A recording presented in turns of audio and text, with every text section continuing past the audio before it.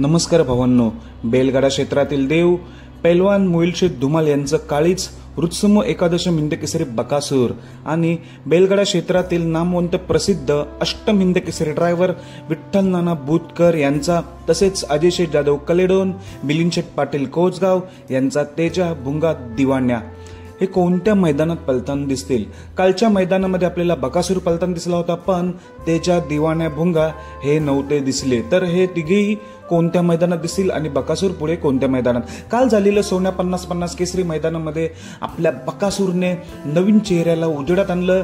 कार्तिक सोबत विसापूरचा कार्तिक आणि बकासूर एक नंबरचे मानकरी झाले. खरं तर हा बक्षीस कोणाला गिफ्ट केला असेल तर तो म्हणजे सोन्या 50-50ला. त्याच्यात नावाने मैदान होतं, त्यालाच बक्षीस बकासूरने दिलेलं आहे.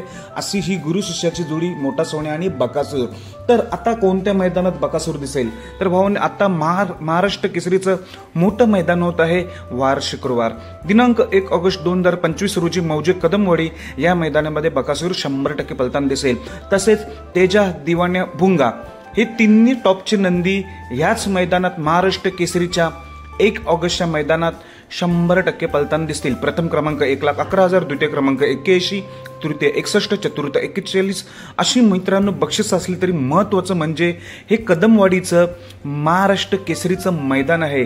आत्ताच अखिल भारतीय बैलगाडा संघटनेने त्यांना किताब दिलेला आहे ओरिजिनल महाराष्ट्र केसरीचं मैदान. जसं की हिंद केसरी टॉपचं असते, त्याच्यानंतर बघितलं तर महाराष्ट्र केसरी मैदानाला खूप डिमांड असतो.